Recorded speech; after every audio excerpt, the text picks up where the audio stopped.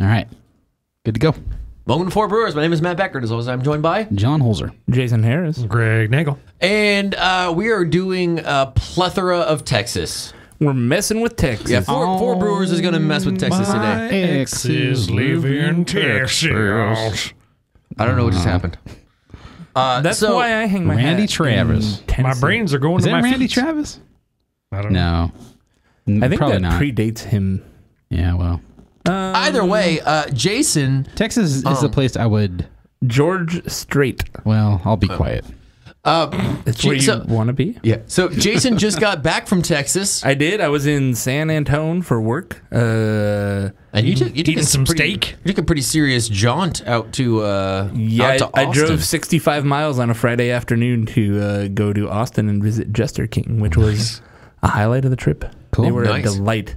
But It is a farmhouse brewery in an actual farmhouse on farmland where there's like a cow pasture. Like it's legitimately farmhouse. I was like, oh, farmhouse doesn't necessarily just mean that you brewed it in an industrial park with wild yeast. It's a farmhouse. so it's really more of a ranch house. Yeah, it's kind of a ranch house. That's yeah. close enough.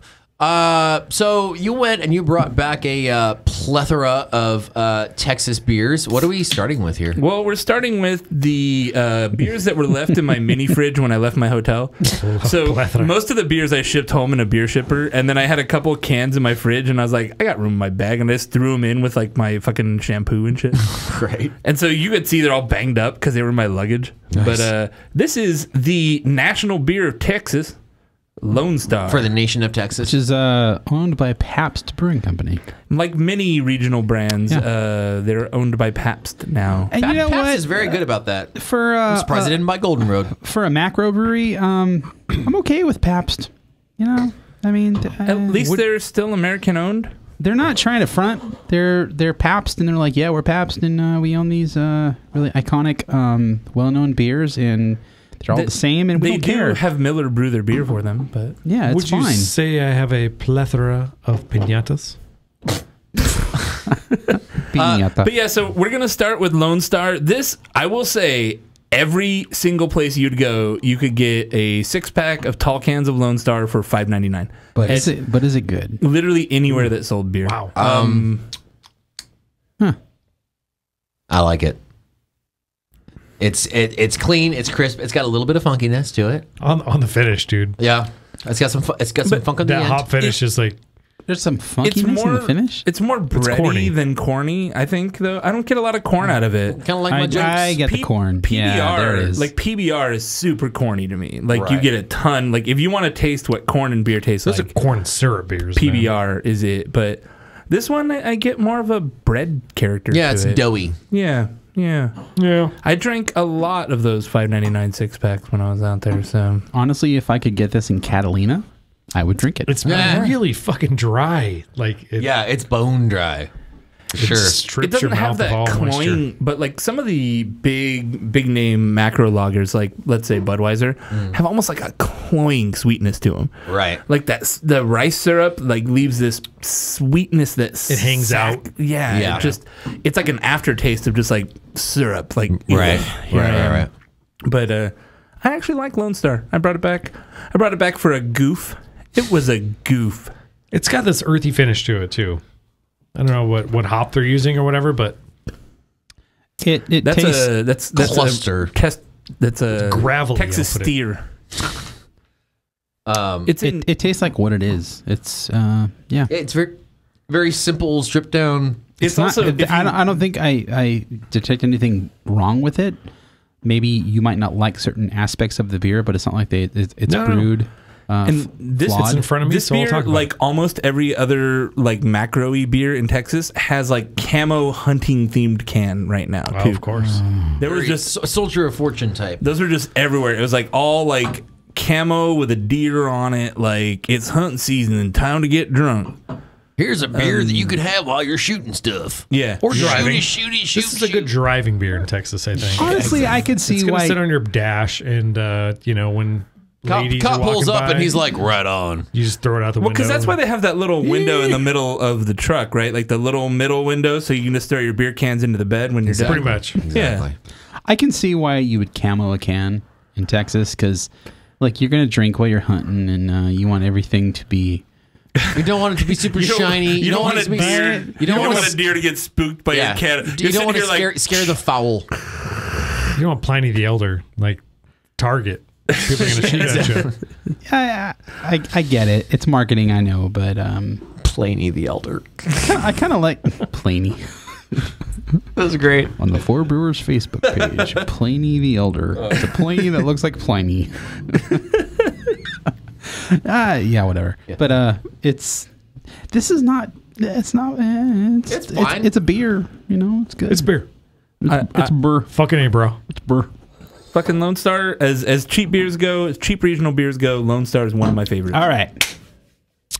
Now let's get into the good shit. Do we want to get into the good shit while going into the mailbag? Let's get a little palate cleanser while we go into the mailbag. This is my other thrown in my bag beer.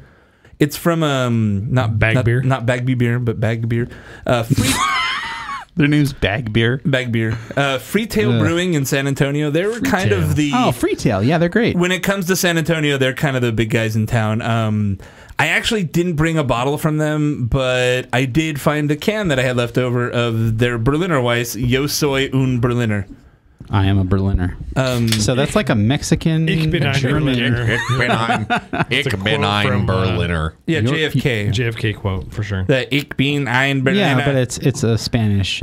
Because they're almost I am in here Mexico. in Berlin. I got that, Jason. Do it. San Antonio is quite close to Mexico, and yet you can't find a decent taco anywhere. Speaking of JFK, they all have shitty iceberg lettuce. Isn't it ironic? Tex-Mex is fucking speaking of not JFK, right. he died in Texas. Oh, wow. Let's have a moment of silence for JFK. Wow. All right. JFK, no more Cuba embargo, by the way. That's pretty cool. Finally. Kettle sour. Finally, they get cars from we the 90s. get some of those Cuban kettle sours. Kettle sour. That's funny you bring that up. Saison Man. I know James Howat. I wear that shirt sometimes with the paper airplane on it. Hear me out. With the paper airplane, it's the Black Project from Former Future. It's a sour thing. And he did a Teespring campaign, which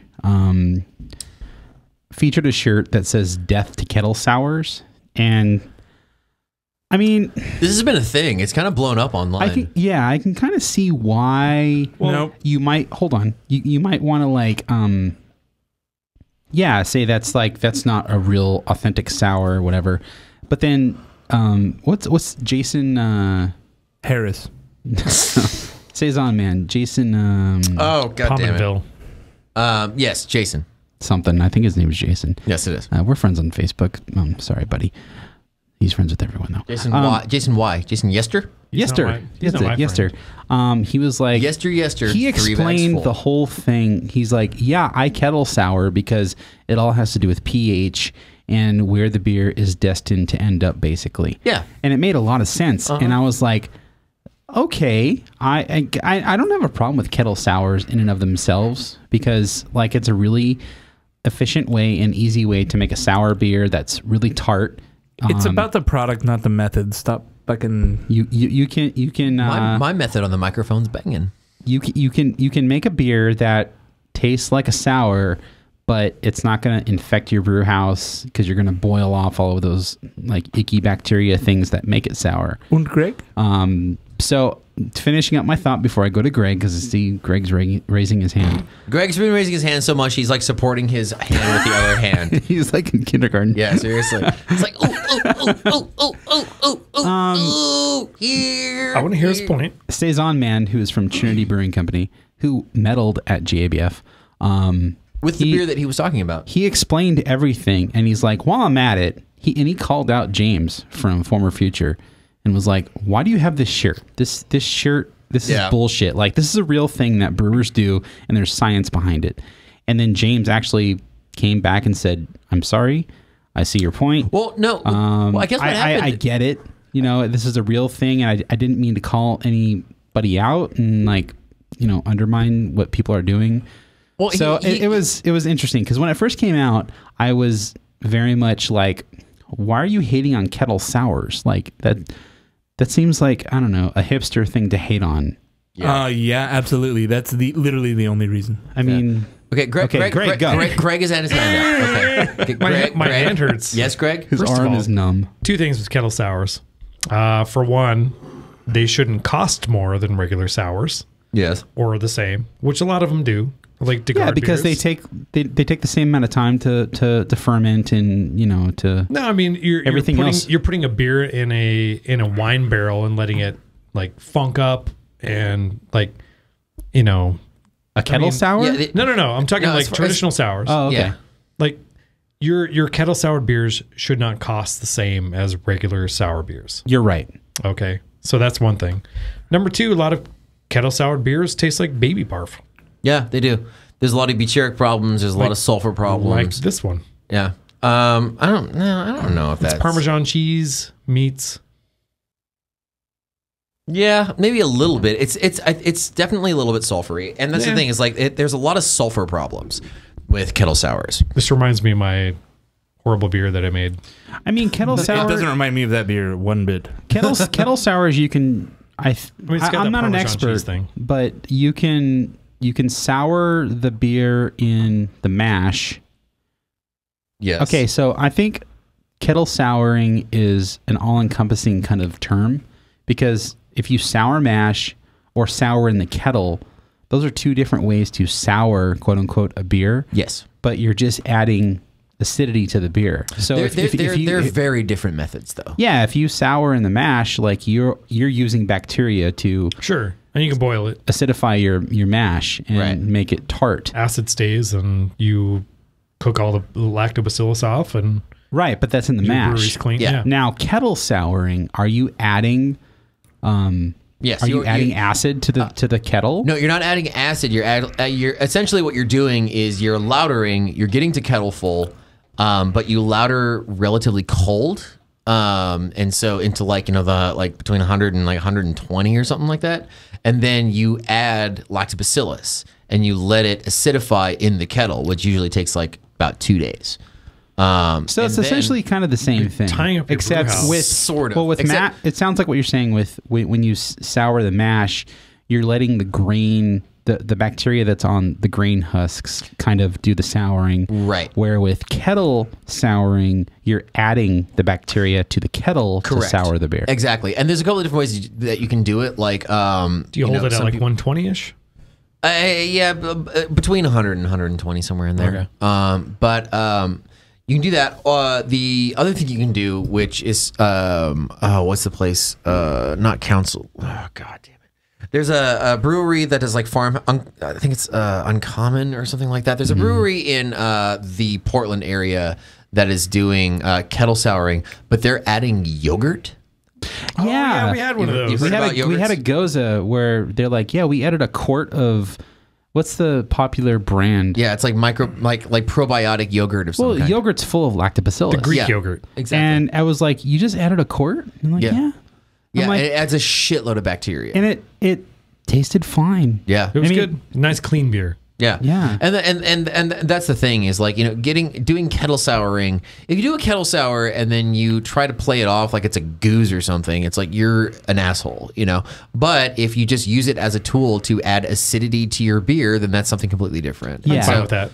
As long as the price isn't like if you're not, or above. Yeah, if you're not gouging people for essentially just making, a little bit of just adding like a little bit of extra time or something, then yeah. So it's a tool. It's just another tool, and it can be done well, or it can be done poorly. So. Germans have done it for ages. We had one of our Kyle brought in a nice Pliny the Elder Photoshop onto our chat during this. Thanks, Kyle. I like it. So I don't have a problem with kettle sours as long as they're good. Exactly. I think getting too darling about the method of the beer and not the finished product is just being a snooty douchebag. No, if you're a brewer, getting into the method is... If I'm a brewer, then I'll make the beer however I want to make it. But being like, I'm going to make a shirt that says, fuck kettle sours. Well, fuck you. No, but he was a brewer that made that shirt. And... He backtracked on it and said, I get it. I I kind of jumped on this thing, Well, and I it'd be like shouldn't me wearing a have. shirt that says like "fuck loggers." I don't like loggers. Well, but no, it's dude. I think a better comparison is something like a musician wearing like "fuck Pro Tools." It's like who cares about how you recorded it? Nobody. Exactly. You do. Matt, Exactly. that's a great Damn good analogy. Yeah, Yeah. you do. And- Like the only thing that matters is if someone enjoys this song or not. Yeah. If the product sucks, then no one's gonna like it. If the product is good, no one's gonna care how it was made. Yeah, that's I'm with you. I mean, you could incorporate, like, I think auto-tune is more similar to kettle souring, where it's like you're taking a shortcut to make something sound or taste As great. long as you can't tell it's auto-tune, though. But if you Well, so- exactly, well, if you can't tell, you can say the same thing maybe about- it's not so It's bad. as much of a shortcut as Pro Tools is. Like, well, you could have just done that on tape. Yeah, you could have just like taken one thing and then just like You repeated could it have over and over. artisanally taped that on analog and not used Yeah. the digital mixer. Yeah, exactly. Yeah. And The it's, real it's- truth of the method is if it. Fuck off. Yeah, Is the it's finished product good or not? Yeah. Stop being. My Or beer like- sucks, but I really worked hard on it. Yeah, or We've like- heard that before, and Yeah. those people were assholes. Exactly. Well, or like a DJ using Tractor. It's like, you're not using vinyl, so you suck. Like, no one cares. Yeah. No one cares. I will say this though. I think the original intention behind this whole death to kettle sours thing is to basically promote the way sour beers are sour beers, because they're something that takes a long time to create, and there's a lot of know-how and science behind it. Right. So I still respect that too. I'm not saying if you can shortcut, then take the shortcut. I'm saying there's nothing wrong with taking a shortcut as long as the end product is good. But if you're something like Cantillon or Dry Fontainen that's making really good sour, type of beers, of course they're to be respected, and they're taking the long road, and that's something that is something I think brewers who want to make sour beers should strive to get to. Yeah, well, but if you can find shortcuts and people like them, I'm not going to criticize you for Well, it. and it's also two very different products. You know what I mean? You would never you can tell when something is kettle soured because it just doesn't have the same kind of depth. There's no complexity to it. Yeah, it's a very simple acidity, which is great depending on what you're going for. No, but that's why I think Berliner Weiss definitely is the ideal style. That and Goza. Right. You can not into it. As far as the aroma, the butyric acid, that smells like puke, man. Yeah. Totally. It smells like puke. Parmesan cheese and barf. I get more of a rotten egg type of sulfur. Butyric acid it's not is a the new great beer. diacetyl. Let's be real here. Freetail had better beers. That's true. What I found was that Oh God, it's just man. All right, just give it to me. What I Give found it to me. was that Freetail had a lot of packaged beer, which was kind of so-so. And then I went to their brew pub and they had a lot of great beer. I'm like, you guys should be packaging all this beer because the stuff you package, not so good. Freetail. I've had before. God, I think it was on New Brew Thursday. I keep going back to New Brew Thursday references. I remember that. It was We had Freetail something. Woo! yeah. I mean, they make pretty good beer, but That's just not one Do of you them. guys want to go to the Four Brewers mailbag? Let's do it. Let's do it. And a mailbag. Diggity dog. my glass still smells like puke.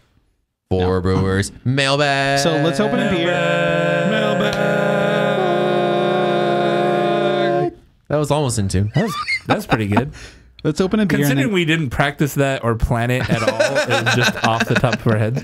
Barbershop quartet. is there something we can drink while we're in the mailbag?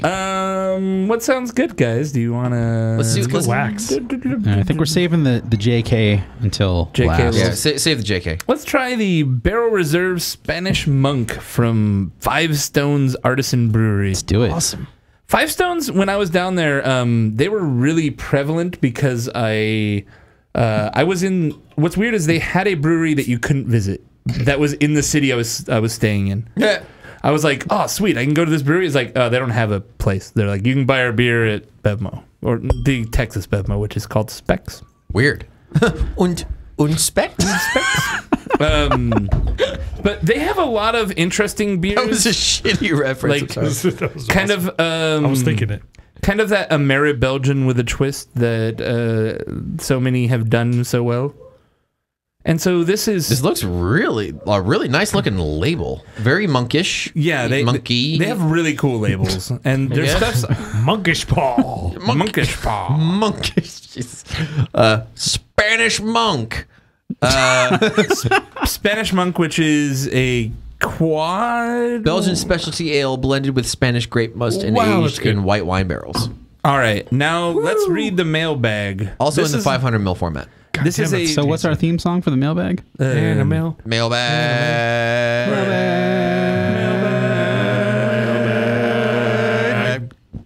All right. So this is a little bit of an older one, and I believe I've actually spoken to him in person about this since then. But let's read it for our listeners from Jacob Talamantes. He's in the I hope I pronounced that. he's in the Discord chat right now. Yep. He's rolling hard supporting 4B, but he says, "Hey guys, I was wondering if you guys have any advice for someone in their early 20s who wants to get into the craft beer industry, either for fun or as a career. I've become a total beer geek since turning 21. Still have a lot to learn, but I love trying new beer, visiting breweries, and getting to know my local brewers, and slowly getting into homebrewing. Thanks for your time. Keep making great shows." Oh, thanks, man. All right. Thanks, Jacob. Yeah. But wants to get involved in the craft beer industry. Well, So the first bit of advice for him I had was don't expect to make money. Yeah, And he was that's- like, that's fine with me. So I was that's like, true. okay. So I can this sounds really familiar to me. Mike Sardina, who's now the I don't know what his official title Megaphone. is. The He's the megaphone. PR social media guy. He's everything at society that the brewers don't do. He's a lawyer. Not that he's their lawyer, but he has a lot of smarts in that stuff. He is their social media person. And before he went to society, he was he graduated and he was practicing some kind of law.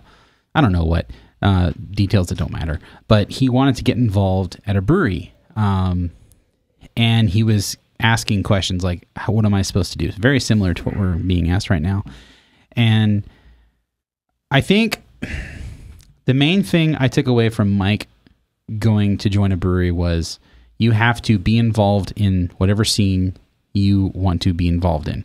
So just saying you want to work for a brewery, and it's like you have this this glamorized idea in your head of what it is to work for a brewery. You need to go to those places and see what it's actually like. If you know what you want to do for those breweries and have a game plan. If you just want to be involved with a brewery, that's kind of vague. Yeah. And who doesn't want to be involved with the brewery? Like, yeah, I'll take pictures for you. No, anybody can do that. Like, Yeah. the brewers can do that. Like, you have to know the community. You have to know the people, know the beer. You have to be, you are that brewery's cheerleader, basically, depending on what level you're getting involved in. And I'm assuming if you're just getting involved with a brewery, you're going to be at either a blue collar level where you're packaging and doing stuff like that, or you're doing stuff on the other side that's the promotion, front end stuff. Yeah. Essentially, if you want to work for a brewery, there are pretty much 3 different ways that you can get in. You can either be in production, you can be in sales, or you can be in essentially like retail or tasting room. You know, those are the 3 most common gigs that you're going to get into in production brewery. Okay, if you have any kind of bartending experience at all, then tasting room is a really good way to go. If you want to make beer, it's probably the most difficult route to go because it's the most thankless gig that you can do, and it's also the kind of the biggest struggle because there's a bigger barrier to entry, I think, for that job versus Definitely. any other job. Like, you need to have a skill set for that. You can't just be like, I like beer. Can I make it now? And they're like, okay, here's the keys to the beer house. Well, it I kind of disagree. Like, you could go get a job as like an assistant brewer where, I mean, assistant brewer I think sounds more glamorous than it actually is. You're a grunt, I think, if you're an assistant brewer. Well, yeah, a lot of times you learn as you go. Yeah, a lot of times You're an apprentice as an assistant brewer. A lot of times the entry level is going to be in packaging. If you can work for like a mid-size to a larger size brewery and you can get into packaging, then that's a really good way to go because then you can learn how to work sanitarily. You can learn how to use this basic machinery. You can learn how to interact with bright tanks and that kind of stuff. And that's usually a really good place because every brewery that I've ever known, they would much rather promote from within than hire out. And so like if you're working at a brewery that needs a cellarman, and you're a packager, then you have a much better chance of moving up and into, the higher tiers of production. I mean, look at Andrew Bell at the brewery. Yeah, he's an exception. I know, but he started at kind of the bottom of the blue collar side with packaging and stuff. Started at the bottom, now we here. I mean, but he's got a lot of stuff like that makes him a professional that kind of made him put him on that fast track. But he still started in a position that was entry level, but that was on the production side of it. Yeah. There's Mike Sardina. Go ahead, Greg. Oh, I was going to say, Devin Randall from Pizza Port, really good example of this, where she started cleaning kegs and helping out. I think she was the bar manager at Solana Beach forever. And then she's like, how do I I want to brew one day. So she started kind of like volunteering her time, no pay, working a lot of overtime for Tommy Arthur at the time. And look at her now. I mean, she's Arts District. Yeah, right? Arts District. She was Pizza Port Solana Beach head brewer for years. Yeah, and now she's going to be Lenzo's brewer. Damn straight. Which is pretty fucking rad. Pretty fucking rad, right? Yeah. And she is kind of putting Lenzo on the map because she has this reputation of working for such a great brewery. I mean, anybody that comes from Pizza Port, it seems they're 50% of the way there. It's like if you open your own brewery, it's like you came from Pizza Port, it's probably going to be good. Yeah. I'll give you the benefit of the doubt, like most definitely. They teach their employees how to make work. Yeah. But this, I think what he's asking about, Jacob, is the other side of it. Like, how do you get involved at a brewery, but you don't want to make beer kind of thing? Yeah, and like I said, at that point, you either have like the retail option, so you're going to be, which you generally need bar experience, unless you want to just be bar backing. He's in the chat right now, and he's saying he does. He's a server at Rogue House right now. I actually talked to him about it at Rock House in Claremont, or in Upland. Is it Upland? Yeah, it's on the border-ish area. It's in the red light district where all the titty bars are in Upland, Claremont, Montclair area. Ooh. I'll say one more thing kind of relative to this. He's kind of a younger guy, and I'm kind of an older guy. There's definitely like You are old. I mean, I deal with a lot of people that work in breweries, and I have no tolerance for people that are drunks. Definitely, if you can handle yourself professionally, and be mindful of other drunk guests, and kind of keep your tasting room kind of drunk free, and maintain a nice tasting environment for wherever you work. Yeah. I definitely appreciate that. Now, one thing that should be noted is the fact that he's working at a brewery right now. Like, you're in. Like the fact that it's kind of like choose your own path at this point. The big barrier is getting the word so and so brewery on your resume. Once you have that, you become way more appealing to any other brewery that you could possibly want to work at. The fact that you have experience at a brewery, it doesn't really even matter what. Like if you wanted to go into production somewhere, you could say, no, I've worked at a brewery, and that's huge. And the general advice that I gave, at least at the time, was, there's small neighborhood breweries, like we just so happen to be at one, and a lot of times they could use help with stuff. Get to know the people there, talk to them.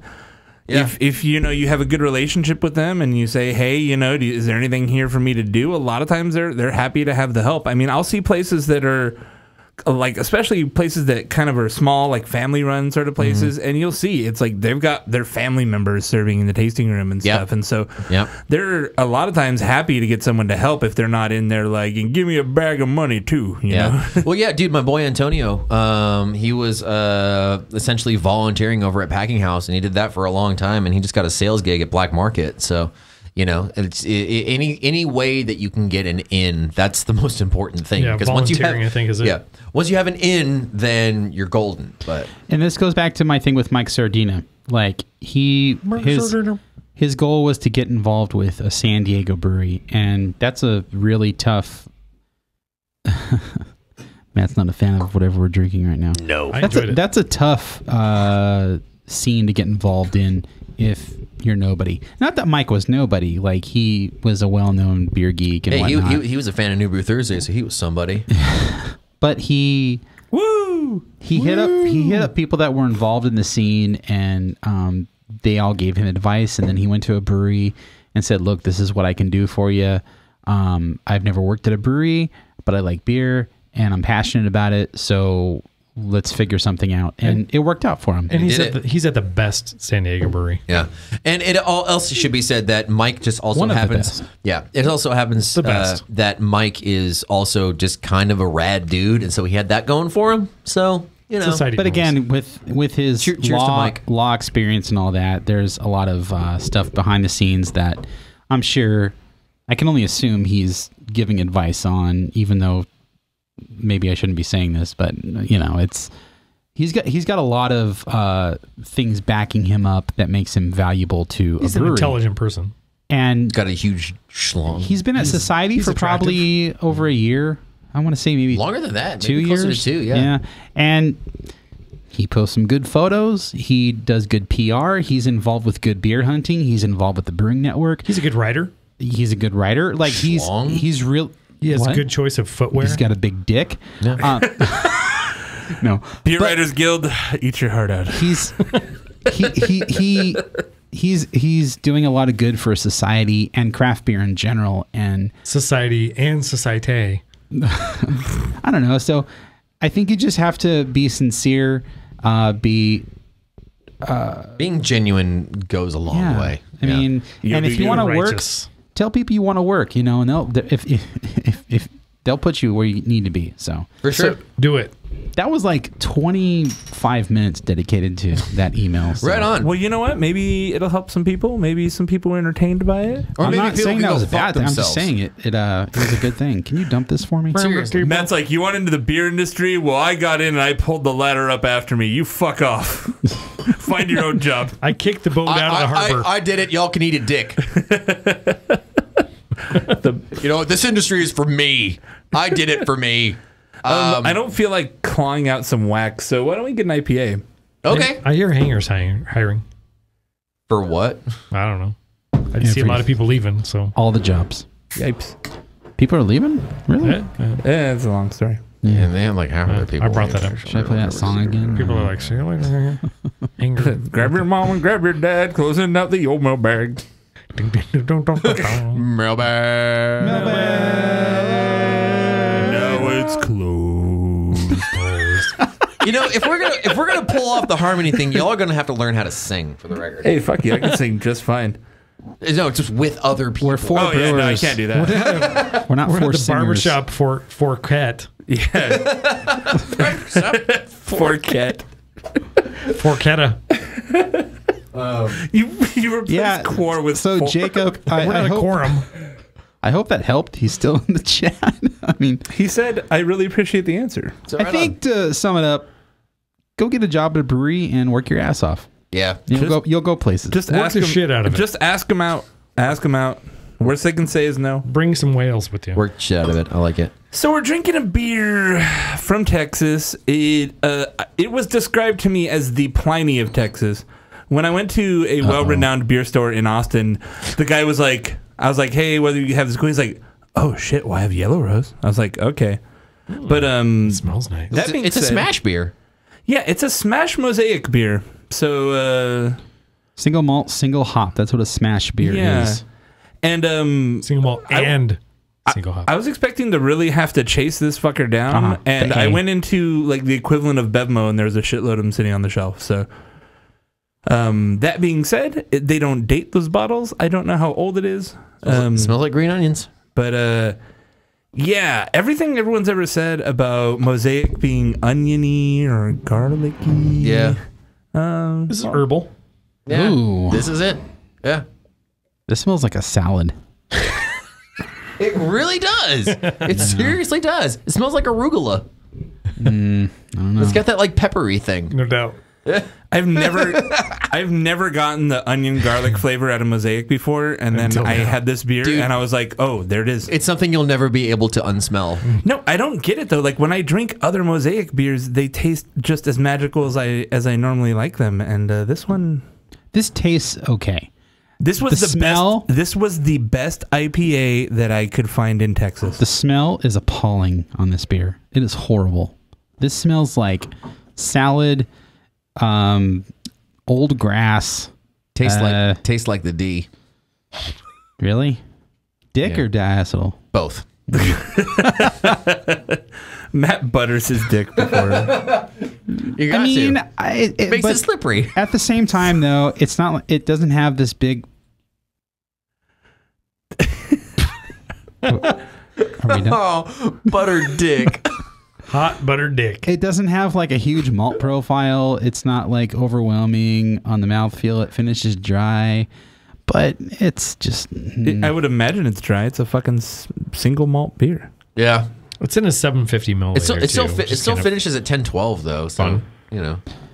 That's not dry then. Yeah, this is like a big get, and maybe these bottles were old ? And mosaic ages into onion. Maybe. Let's give them the benefit of the doubt and say that this is an old bottle. But that would not explain the D. I don't get a lot of D on it. I'm not You getting don't? that either. No, Really? me neither. No, fuck you guys. I'm just getting. And I'm garlic. hypersensitive too, so. Man, Yeah, Matt and I get this Greg. drying. Matt and Greg are brothers in D. At this point. We are rocking with docking with our D. Now I need to get Four Brewers shirts that say "Brothers in D." Brothers. Like blang. D chord. The D, Oh. the D would say like a big D, and then it's like diacetyl, real small. I'm not thinking it's that old because I'm getting a lot of hop character off of it. You know, I think it's not like old hop character. You know, I would assume that it has a lot to do with. See, the thing about hops is they vary a lot from crop to crop. And so if you're just buying hops on spot, then, or even if you have a contract but you can't choose your hop lots, then you can end up with some not so great hops. Like, this happens with Mosaic. It happens with Summit. You know, I mean, really good Summit hops just taste like tangerines. You know, bad Do you Summit really hops think this taste for like bad garlic. hops or just it's an old beer? I don't think it's bad or old hops or whatever. I think it's just it's Well, I mean, yes, I think Matt's right, because like it's a single malt, single hop beer. I mean, it's not like they made some mistake in when they put the hops in or something. I think that's just we're getting a ton of the hop character, and the hop character is coming out like onions and garlic. Yeah, I think Mosaic definitely needs a cast of characters to kind of back it up on the hops. It's like sriracha. If you put it with other stuff, then it tastes good. By itself, not so good. I mean, because even the beers that are Mosaic beers, like let's say St. Archer Mosaic, which is one that I really enjoy. There's still other hops. It doesn't smell like a salad. There's other hops in there. Yeah, and that's the thing. Like the guys that are using Mosaic, El Segundo beers, they're I mean. What is it? Power Plant? Mayberry's Mosaic forward. I think it's primarily Mosaic. There's Cascade, Centennial. Does Power Plant have Mosaic? Yeah. I have one in the fridge. Let's drink it. Let's kill it right now. No, how many Texas beers do we have left? A lot, and that's 12% Power Plant will die. Yeah.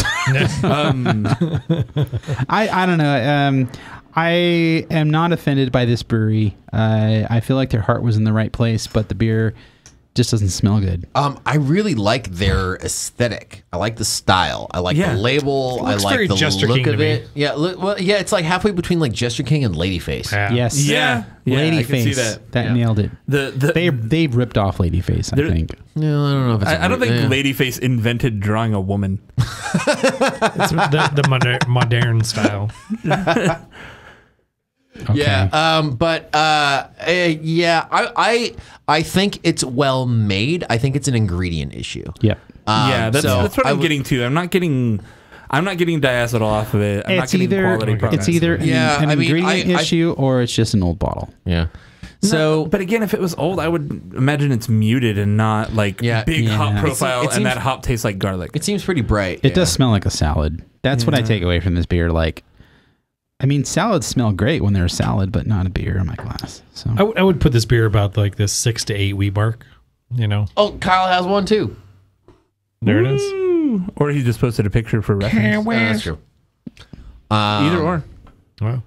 Well, he did have access to the list before the show. Does somebody want to try to pry the fucking wax off of this Buffalo Bayou? Dude, it's so easy. Just take the opener and then just go back and forth like this a little bit. Just jack it off.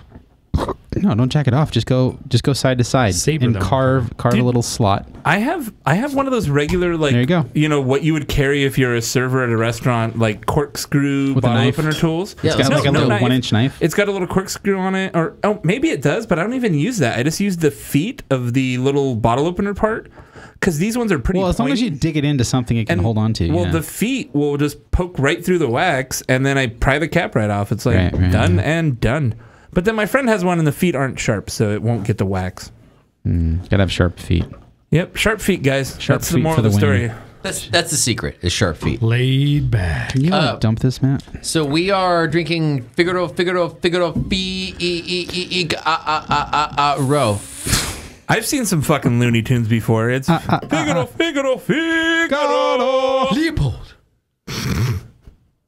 Really? Because it says Fiiigarrro. Some people don't know how to like properly enunciate the vowels when you're trying to extend the vowels. It's like people do oh my god, and it's like instead of going oh my god, it's like oh my god. You're like, no, it's not I right. thought it was something like Ermagerd. That's the wrong O. It's pick a different O. Ermagerd, Figaro. It's all about Figaro. hooked on phonics. Anyways. It's hooked on phonics. So how about Figaro. Okay, that makes sense though. It's like Figaro. And it's figs, yeah. Yeah, that makes sense. Figs in a beer. Phonetically, they did it correctly for the label. God damn it. Figaro. Matt's just a hater. He's a surly hater at this point. Not hater of the brand Surly, but he is surly himself. And Surly looks after Surly. That name is dumb. that? Buffalo Bayou. Buffalo So what's Bayou. yeah? What's the story with this beer here? Purple wax It's to celebrate bottle the for you. opening night at the Barber of Seville.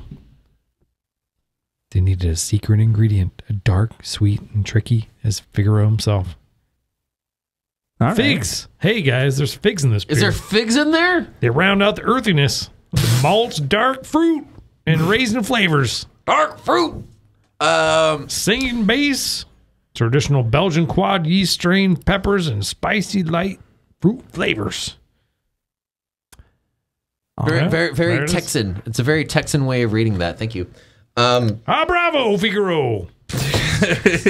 Were Yosemite Sam? Yeah.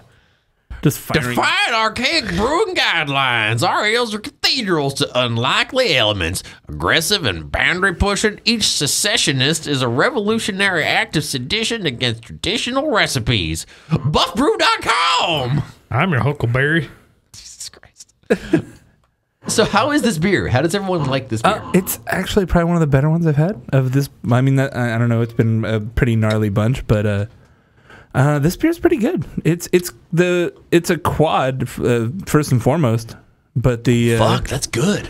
yeah I don't get a lot of the fig Caramel. fruit character from it. Caramel toffee. I disagree. I get some figginess. But maybe I haven't had a lot of figs, so maybe I just don't know what to look for. I get some figginess for There's sure. not any Newton in there. Yeah. I'm looking- pudding. Thanks. Piggy Jeff. pudding. Figgy pudding. No, I'm Hoggle. Sorry about that. There's definitely some caramel, raisin, fig, dark fruit. If you put this in your rye whiskey barrel, I would be very happy with it. Personally. Oh yeah. Yeah. Let's That's- just buy some more of these and put it in your barrel. Just I put it in a barrel. Just buy a bunch of these. We could- 10 we 10 could- gallons worth. Yeah, Pour it let's in there. Wow, that's good. Yeah. Wow, Buffalo Bayou. I got another bottle from these guys hanging out at home. So, There's a little bit of oxidation on it, I think. Yeah. What was the shitty name of the other beer? Saigon Sunset, something like that. Oh, yeah. No, this is the name that I was making fun of. Oh yeah. I'm like, this is dumb. But so far, I think this is really good. This is the best beer of the bunch so far. Yeah. Next to Lone Star. Lone Star is dope. I drank a bunch of Lone Star when I was out there. Like I said, man. Every Yeah, time I no. go to, they stopped selling beer at midnight in Texas. What? That's Yeah. probably a good thing. It's to keep society safe. You know, I don't think I've ever had beer past midnight. well, I have. When I drove back from Austin at 10 p.m. at night and it's 60 miles, and I get back and it's like 11:58, and I was like, well, I'm gonna get a burger first, and then I get some food, and then I'm like, yeah, let's grab some beers and just gonna hang out, drink some beers in the hotel. Nope, they don't sell beer anymore. Yeah. Oh, It was 12. Oh, it was literally like, oh, you got 1 minute left, and a guy ran in. He's like, ring it. I got to run to my car, and he ran back out to his car. And I'm like, I don't know what's going on with that. And I walked up, and she scanned it. She's like, it's like, beep. I'm like, she's like, nope, No too late. sale. And I'm like, oh, well, all right. Oh shit. Yeah, I tipped like last night. I think. How am I going to go to like, sleep? when I was doing the test run for the Right. show. 10 o'clock at night, I was drinking. Well, I was drinking session beer, but it was like, this is a mistake. I woke up fine. Drinking at night, that's when people drink. I know, but I'm not down because I don't know. I wake up at 7 o'clock at the latest. So Maybe if you stayed up past midnight, you'd sleep later. No, I won't. Yeah. I know. It's impossible. I know how he feels. It just doesn't happen. Have you tried going back to sleep? Yes, it does not happen. Oh, you should. I can't explain it because I haven't seen you, but I know you can sleep past noon. Well, there he is. I can't. I don't often sleep past No, midnight. but I know you're capable of it, Yeah. right? I was better at it in my younger years. I can't do it now. I can wake up like completely hungover at 6:15 in the morning, and it's like, go back to sleep, it'll go away. No, It's your German work ethic. Yep, that's me. no, I've been. Get up and fix the elevator. They're lifting. That's another story. need their lifting. Anyway, this beer is the best of the bunch. Good stuff, man. Yeah, no, I think we're kind of speechless. It's like we don't have as much to say when we can't talk shit. No, and these guys were one of the ones that like weren't on my radar at all. And then I just kind of started polling my friends, like, who do I need to look out for? And someone's like, Buffalo Bayou's good. I believe that was Zach. Yeah, Nice job, and man. then Dr. Zach would be a good source When I of went info. to the, which was a cool ass little store. It was basically a gas station mini mart Nice, okay. in Austin, and it was a badass bottle shop. Right. Like, Nice. so I drove there after I was at Jester King, and the guy there was real cool, was helping me out and pointing out some beers, so helped me get some stuff. Because they're always really cool when you're like, I've got a bag of money and I want to buy all the beer. What should I get? Yeah, seriously. Yeah, once you say bag of money, they're like, let me help you. Yeah. Would you like some fireworks to go with that? Yeah. I saw Or a perhaps a giant Glock. fireworks store, but it wasn't open. Oh, that's too bad. Yeah. Yeah. All right, here, have these 2 beers and a shotgun. Texas, fuck with it. So Hope you're not mentally ill. Ouch.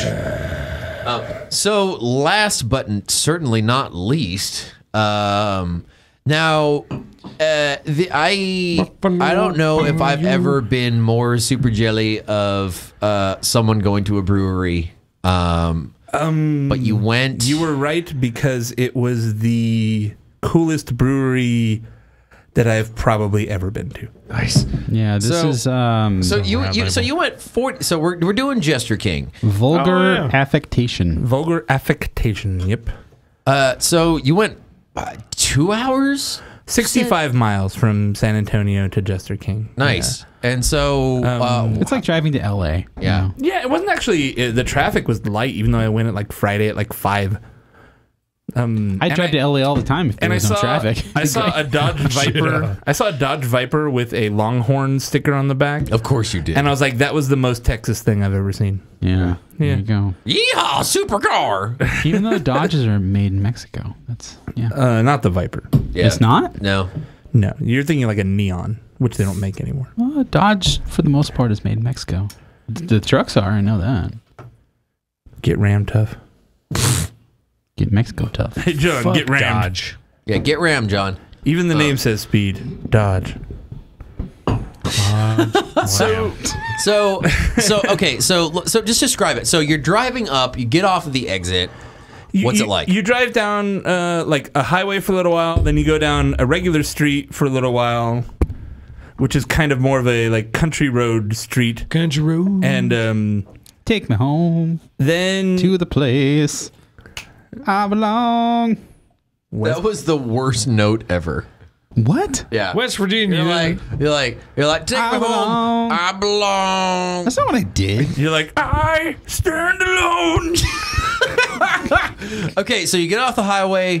What happens? Yeah, you go down a regular street that's kind of like, all right, this is like woodsy.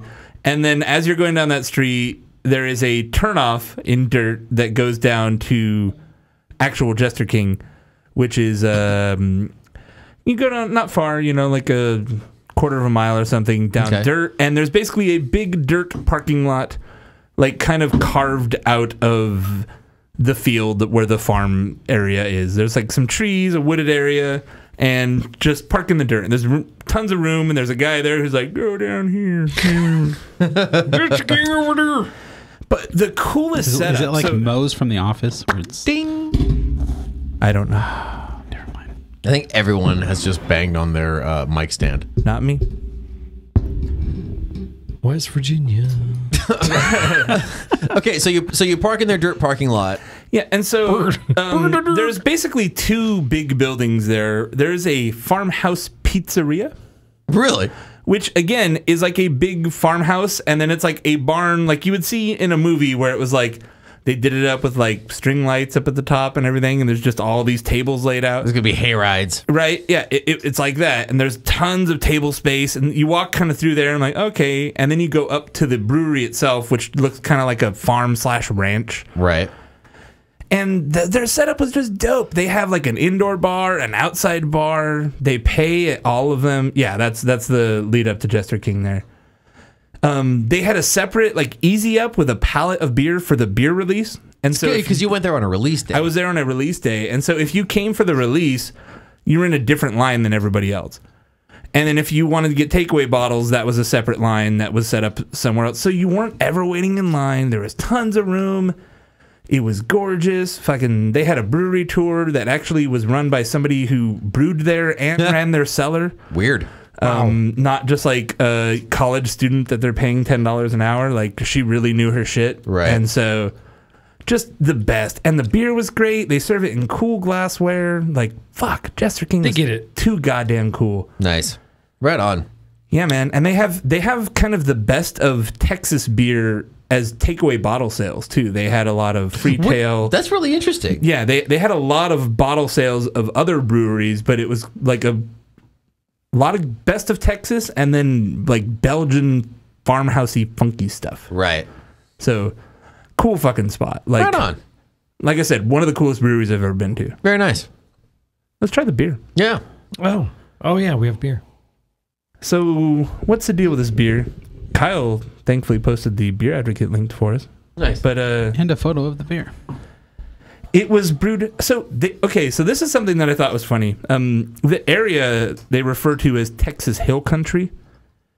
I always would be like, oh, that's Hill Country, and that sounds like to me like derogatory, like you're shitting on right. it. But they proudly proclaim that they are Texas Hill Country. Right. So they were all about that life. Right. Hill Country well water, barley, wheat, rye, rolled oats. John, they got some oats in there. God damn it. Lemon. You're never gonna live that down. Lemon bee balm, whorehound, and hops. Whorehound. Yeah, HORE hound. Okay. Whorehound. Let's look up what a whorehound is. I mean, sure. I think I've seen when they're in heat, but what does everyone think of this? Good. I'm definitely in that camp of really funky beer. It reminds me of like the first time I tried a Cantillon, where like there's this like 9-volt battery sort of weird acidic tartness that just hits your palate kind of in this way you've never had a beer do before. Right. And this definitely has that. Yeah. I mean, yeah, it's a thinking beer. You know, you're trying to pick apart flavors that you're not accustomed to or haven't tried yet. And there was a lot of that at Jester King. Like, it's just, they really are about the kind of very farmhousey, funky. Which is cool. Also has its ups and downs. To me, this tastes like chlorine. Yeah, it's got a thing about it. It tastes like with this. It has like a chemical-y thing. It has like a sharpness that just goes away immediately, and it's super dry, and just it kind of leaves you wanting more flavor. Yeah. They actually list the hotel jacuzzi water.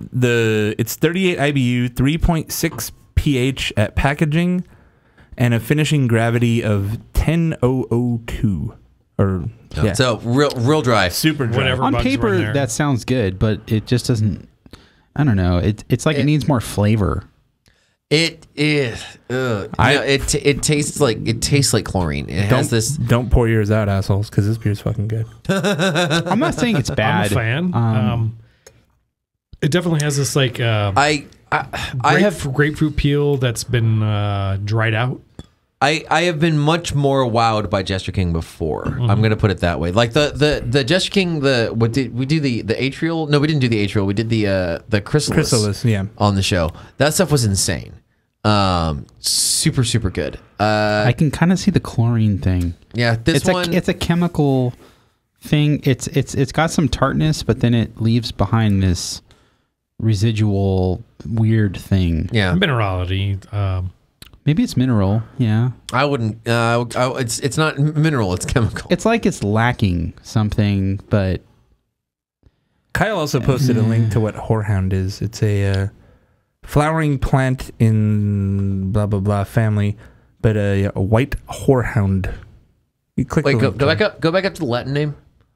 Marubium vulgare. Which is probably where they got the vulgar affectation name. Ah. Yes, I got it. And according to their bottle, they actually picked the flowers on property. Cool. Which is neat. Yeah. Oh. I like it. This is definitely a challenging, kind of funky beer. That's I agree. But it's challenging in a good way and not in a dogfish way. Like, I don't know. Where I drink a dogfish beer and I'm like, that's interesting. I never want to have that again, but I'm glad I tried it. This beer I drank on draft and I really liked, and I was like, I'm going to have to bring a bottle of that home. Yeah. I'm digging it. Is it the same? What's that? Is it the same as... It's what I recall, yes. Well... You guys are fucking like I'm not getting any of this haterade that you guys are getting. No. Hey. Also, I say what I think. Again on this show, we're hyper. We are being. You know what? You know how that is. Also, the label looks like a really cool, like technical drawing from like a 19th century, like botanical manual. Would be like, it looks like something out of the Voynich manuscript. Right? It's a really cool label. It's beautiful. What's cool about this beer is if suppose you're like from some other country and you're traveling United States and you went through Texas and you stumbled upon Jester King, and this is the local beer that they're putting out. Yeah. How fucking rad would this, like, you'd be like, it's like, what the fuck is this? This indigenous flavor of Texas is coming through into your glass, and you're like, and it's creating memories and like the scent memory. Yeah, of your trip. Well, everything is drier in Texas. Yeah. And they use well water too from on site and everything. Like they are very big on minerality thing. Local character comes through. Yeah, I'm definitely getting a lot more mineral now that you pointed it out. And they pointed out too that their water has a lot of minerals in it, which is something that they're very. The man in charge, who I don't know who it is, but they were saying that the people in charge very much want to use the water from the site, untreated, unfiltered, the water as it is. So right. They had pointed out, the brewer that was running the tour, that the minerality gives them challenges making beer because it very much comes through in the beer, but they want that character to be there because it's the character of where they are. I mean, you should have like poured some water out of the tap and brought it with you, so we could have like just a reference point of how weird the water is. Good job with the failing. Yeah, should have just next time you go back. God damn it! I'll thief some water into my mouth. It's definitely fun though. Another fun bit that I learned from Jester King when I was out there is that they are doing a lambic style beer. Like a goose type thing, right? Like they're on their third year of spontaneously fermented coolship wild ales that they've been barrel aging. Dope. And so they're saying this year they should be able to get a blend together, but like when we talked to some other people, they don't really know what to call it because a lot of the brewers doing goose style beers in the U.S. don't want to call it a goose out of respect for the traditional Belgian brewers. Yeah, because it's not a goose. But what do you call it, right? Blended, spontaneously fermented sour ale? Just spell it. It really rolls off the tongue. Yeah, exactly. It's marketing. You call it ruse. Yeah. Huh? Nah. Call it foos. Yeah. Like foosball. Call it Jester Coos. That sounds weird. Just the coos. Give it to him. Give it to him. Coos. Only the coos. Give it to him in the Jester Coos. Jesus. Give me the beer. Hold the coos. That's a fun beer, though. So no, I really like it. Like I said, they had a lot of really interesting, really challenging beer, but in a good way, I think. Right. For me, It's not bad. It's not bad at all. It has some stuff going on. Moccasin Shoe Store. is that the name of your? Is that the name of your? Are you trying to say leather? Band? Like a moccasin shoe store probably smells like leathery, sort of some chemical clean and leather that cures the leather. Okay, I can see that. Look at him there with his leathery whip. Jason, thank you for muling all these things back. This is very cool. Fun stuff. Don't thank me. Thank FedEx. Thanks, FedEx. But it did cost like $50. So. Well, if you want to find Four Brewers online, you can find us on Facebook, Twitter, Snapchat. You can find all that information on fourbrewers.com. If you want to give us some money, you can, and we would like that. And we appreciate it. And we appreciate it. We do. Go to patreon.com/4brewers. You can give us 50 cents a show, $1 a show, however much you want. Go on iTunes and give us a rating. Hopefully 5 stars, because we're entertaining as fuck. 5 stars. Yeah.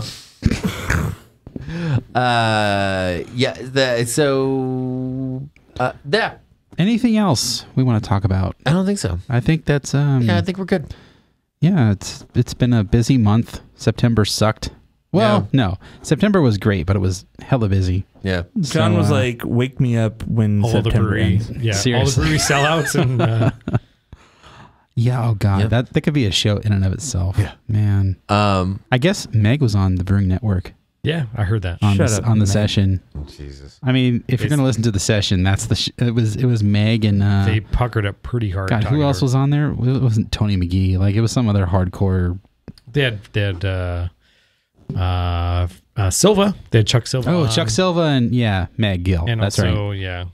And that was, Burl. I mean, props to them. Like they got to like people that were in the media, the beer media, on their show. Yeah, on the same days. I would hunt those down and listen to them. Yeah, I mean, Nope. Well, not going to talk about the Meg Gill Golden Road drama, but if you're in the know, I will. It's lame. holy shit. yeah.